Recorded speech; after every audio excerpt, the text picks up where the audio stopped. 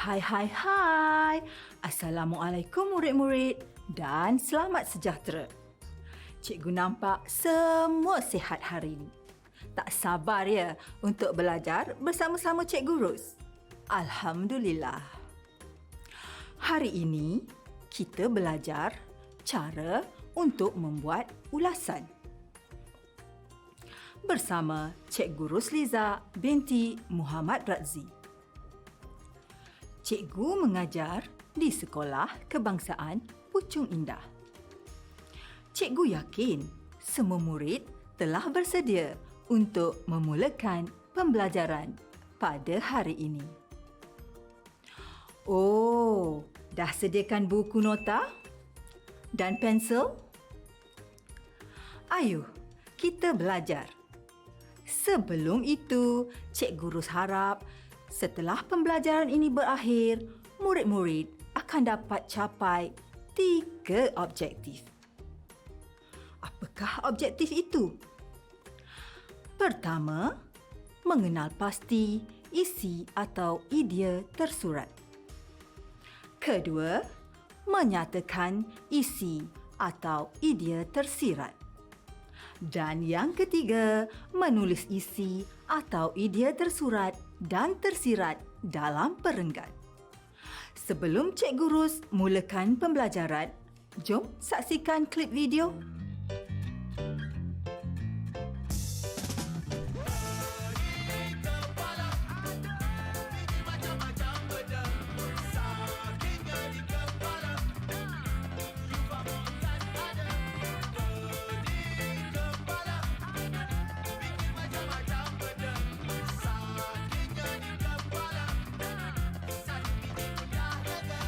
Datang hujung bulan, nak pinjam dengan siapa? Mana nak cekal duit bila dah terlebih belanja? Tak ingat masa hadapan sekarang dan merana. Terpaksalah ikat perut macamlah tak biasa.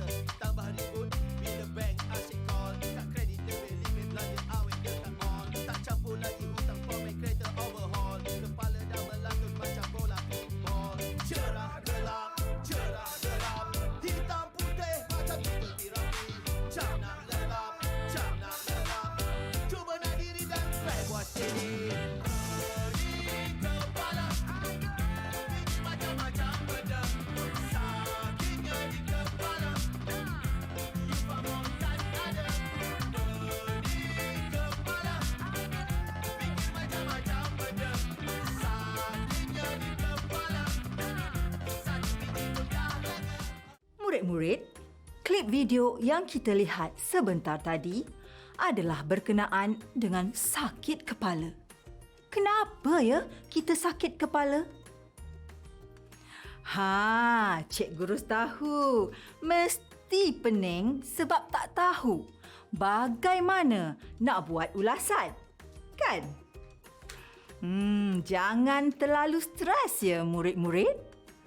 Cikgu Ros akan ajar cara yang paling mudah untuk membuat ulasan.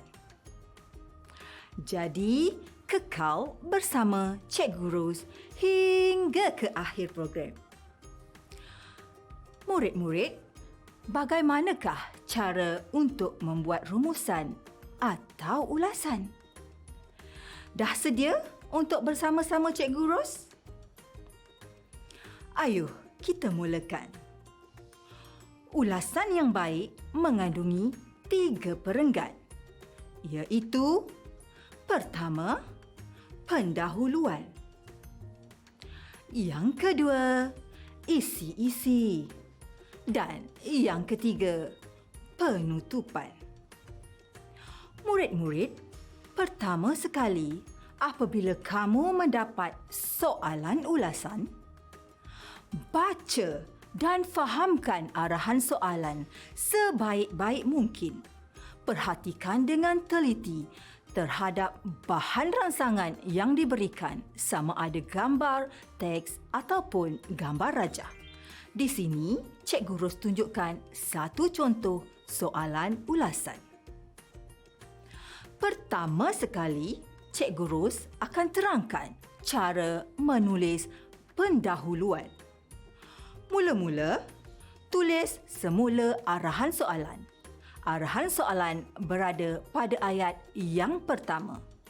Kita lihat soalan contoh yang diberi. Arahannya, gambar grafik di bawah menunjukkan amalan kejiranan yang patut disemai dalam kehidupan seharian. Cuma, murid-murid tidak perlu tulis semula perkataan di bawah yang terdapat pada arahan soalan. Jadi, ayat yang betul bagi menulis pendahuluan adalah gambar grafik menunjukkan amalan kejiranan yang patut disemai dalam kehidupan seharian. Murid-murid perlu ingat, perenggan yang pertama bermula dari garisan tepi. Selesai bagi bahagian pendahuluan. Sekarang kita masuk ke bahagian perenggan yang kedua pula. Cari kata kunci yang diberi dalam arahan soalan. Selalunya, kata kunci berada pada ayat yang kedua. Bulatkan kata kunci tersebut. Contohnya, lihat pada soalan yang dipaparkan, iaitu pada ayat yang kedua. Tulis ulasan tentang amalan hidup berjiran tersebut dalam bentuk perenggan. Bulatkan kata kunci amalan hidup berjiran. Mulakan ayat untuk perenggan yang kedua dengan terdapat beberapa dan teruskan menulis kata kunci yang dibulatkan tadi, iaitu amalan hidup berjiran, diikuti dengan frasa ayat yang perlu dihafal, iaitu yang diperolehi. Perlu diingat, apabila kamu mula menulis perenggan kedua, pastikan kamu mulakan pada jarak 2 jari dari tepi. Ayat pertama adalah terdapat beberapa amalan hidup berjiran yang diperolehi. Selepas itu, kita akan masukkan idea-idea tersurat dan idea-idea tersirat. Sebelum itu, murid-murid perlu mengingati beberapa penanda wacana. Yang pertama, antaranya kita mestilah. Yang kedua, seterusnya kita dikehendaki. Yang ketiga, di samping itu, kita sepatutnya. Yang keempat, selain itu, kita perlulah. Dan pada ayat yang terakhir, tuliskan, akhir sekali, kita sewajarnya. Memang susah untuk mengingat semuanya. Tapi percayalah, bila murid-murid banyak membuat latihan, Cikgu Ros yakin murid-murid pasti mendapat menjawab soalan ulasan dengan mudah. Rajin dan usaha, tangga kejayaan. Sekarang, Cikgu Ros nak ajar bagaimana cara untuk mencari isi tersurat dalam gambar atau bahan rangsangan. Sebelum itu, Cikgu Ros nak tanya, apakah itu isi tersurat? Dan apakah itu isi tersirat? Isi tersurat ialah isi yang diperolehi daripada bahan rangsangan atau gambar. Apakah pula isi tersirat? Isi tersirat pula huraian yang kamu buat daripada isi tersurat. Ianya mungkin berkaitan dengan pertama, punca, faktor atau sebab. Kedua, kesan atau impak, iaitu kebaikan, faedah, manfaat, kesan negatif ataupun keburukan. Yang ketiga, cara atau bagaimana. Dan yang keempat, contoh yang dapat kamu berikan. Jom kita tengok bagaimana untuk mengambil isi tersurat daripada bahan grafik. Isi tersurat yang pertama, menziarahi jiran tetangga. Tulis isi tersirat yang pertama dalam ruang yang disediakan. Baiklah, cuba beritahu Cikgu Ros isi tersurat yang kedua. Cikgu Ros bagi sedikit masa kepada kamu untuk berfikir.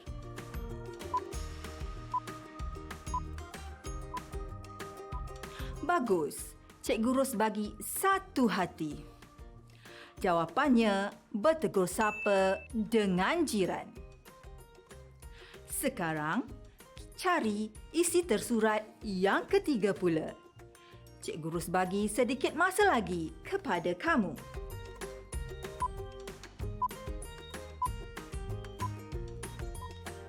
Terbaik! Lagi 1 hati untuk kamu. Jawapannya, melawat jiran yang sakit. Disebabkan isi tersurat yang terdapat dalam bahan rangsangan hanya 4 sahaja, penanda wacana keempat tidak perlu digunakan. Kita terus kepada isi tersurat yang terakhir. Cuba murid-murid cari. Cikgu Ros berikan sedikit masa.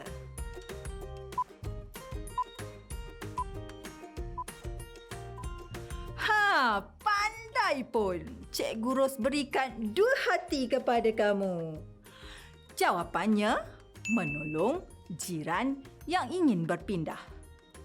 Sekarang, mari kita cari pula isi tersirat bagi isi tersurat yang telah kita cari tadi. Pertama, menziarahi jiran tetangga.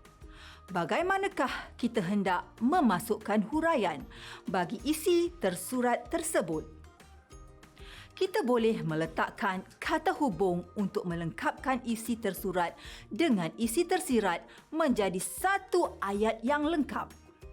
Namun, kamu juga boleh membina 1 ayat baharu untuk isi tersirat tersebut. Contohnya, amalan menziarahi dapat dilakukan tanpa mengira bangsa, agama dan kaum. Jadi jawapannya, antaranya kita mestilah menziarahi jiran tetangga. Amalan menziarahi dapat dilakukan tanpa mengira bangsa, agama dan kaum. Baiklah, mari kita cuba buat isi tersirat yang kedua pula. Isi tersuratnya bertegur sapa dengan jiran. Cikgu Ros bagi sedikit masa untuk kamu berfikir.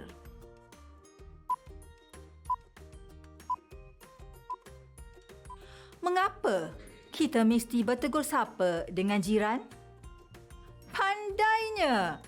Kerana jiran amat diperlukan sekiranya kita berada dalam kesusahan. Jadi, bagaimanakah untuk menulis jawapan yang lengkap? Ya, bagus. Seterusnya, kita dikehendaki bertegur sapa dengan jiran kerana jiran amat diperlukan sekiranya kita berada dalam kesusahan. Murid-murid, mari kita cari isi yang seterusnya. Isi tersuratnya adalah melawat jiran yang sakit. Apakah isi tersirat yang boleh ditulis? Cikgu Ros bagi masa untuk kamu berfikir.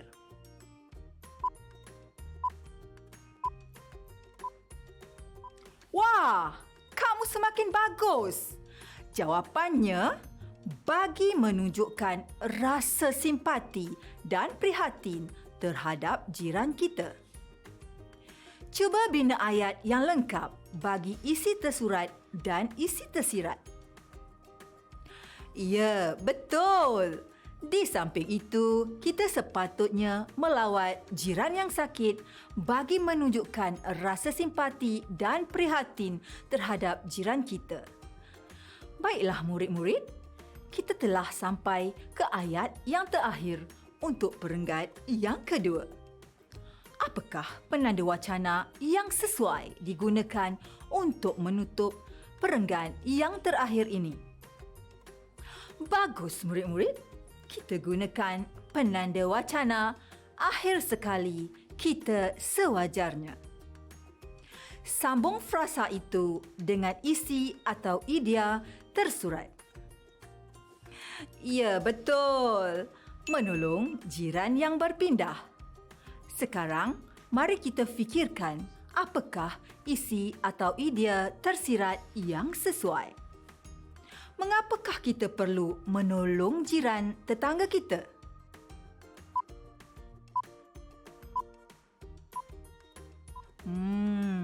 Bagus idea itu.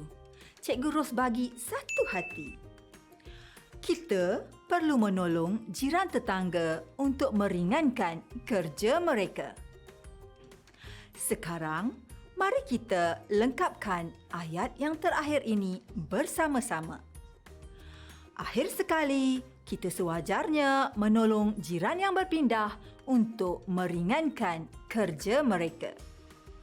Yeay! Kamu semua memang hebat.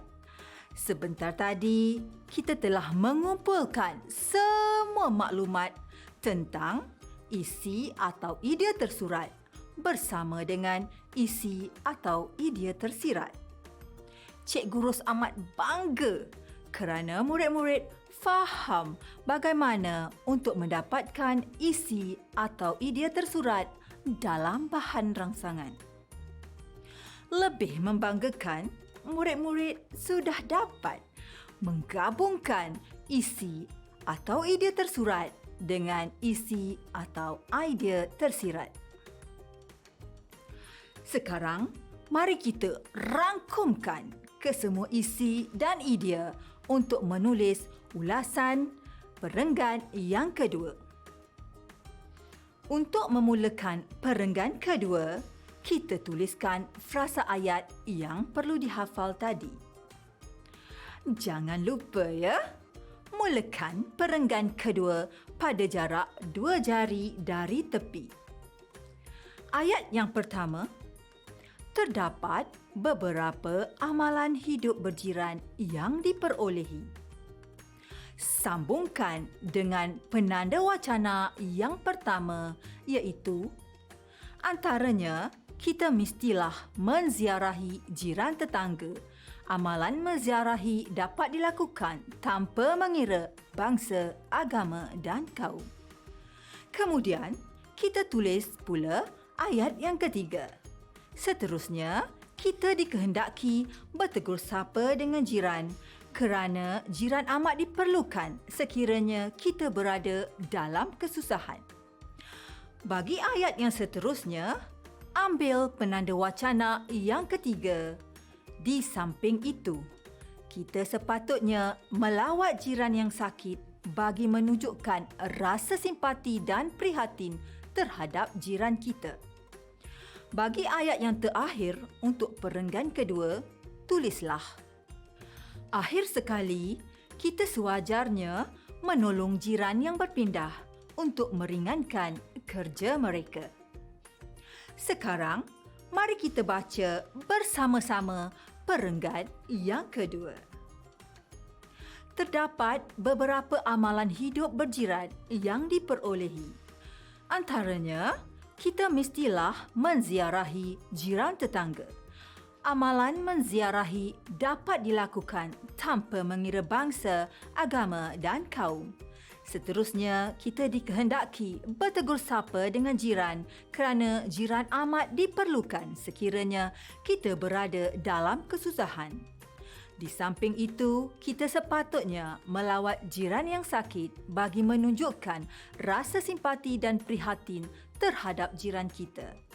Akhir sekali, kita sewajarnya menolong jiran yang berpindah untuk meringankan kerja mereka. Murid-murid, kita telah bincangkan ulasan bagi perenggan pertama dan kedua. Sekarang, mari kita teruskan dengan perenggan yang ketiga pula, iaitu perenggan penutupan. Untuk penanda wacana bahagian penutupan ini, murid-murid boleh mulakan dengan beberapa frasa kata seperti tuntasnya, konklusinya, intihalnya ataupun kesimpulannya. Kemudian, masukkan semula frasa ayat, arahan soalan. Jom kita cuba bersama-sama. Cuba beritahu Cik Gurus, frasa ayat yang mana yang boleh diambil?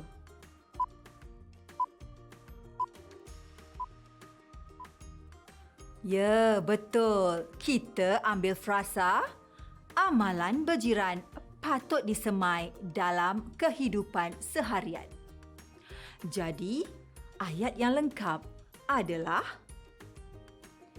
kesimpulannya, amalan kejiranan patut disemai dalam kehidupan seharian.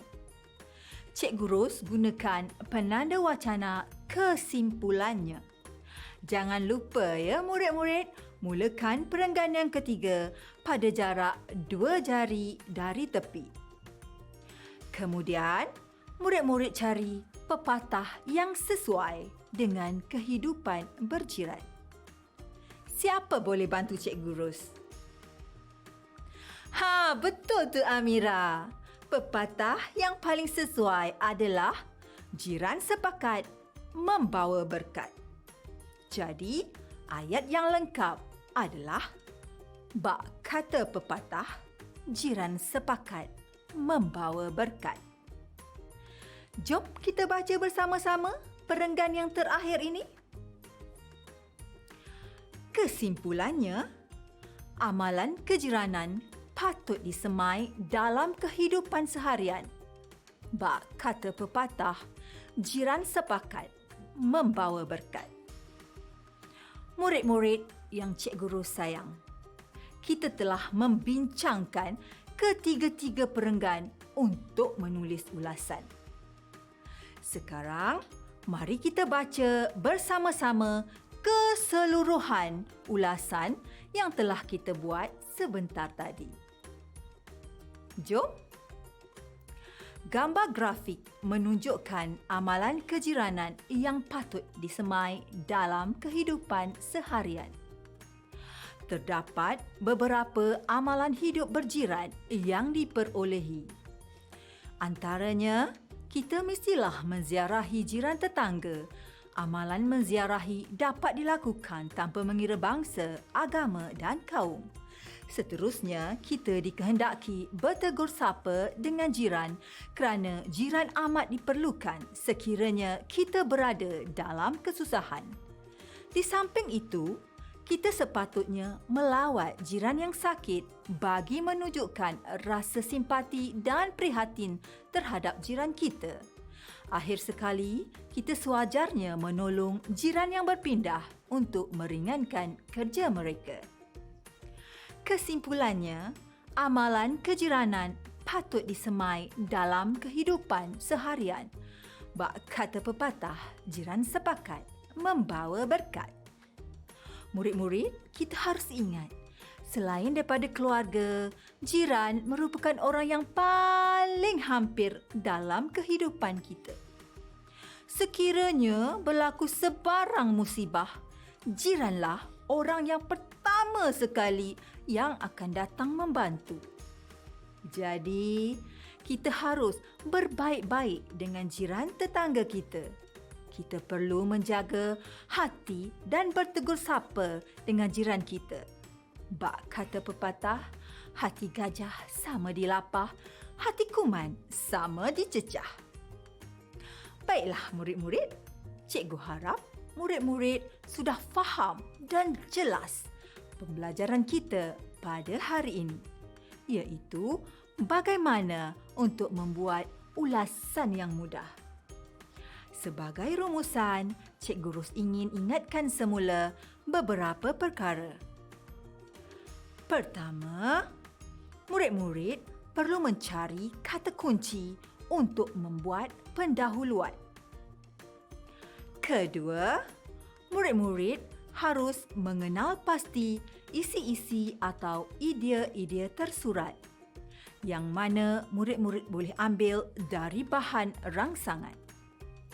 Yang ketiga, murid-murid mestilah berfikir untuk memberikan idea-idea yang kreatif bagi menulis isi tersirat. Dan yang keempat, cari peribahasa yang bersesuaian dengan ulasan yang telah dibuat sebagai penutupan. Sampai di sini dulu murid-murid. Ingat, jiran sepakat membawa berkat. Salam sayang daripada Cikgu Rose. Dah.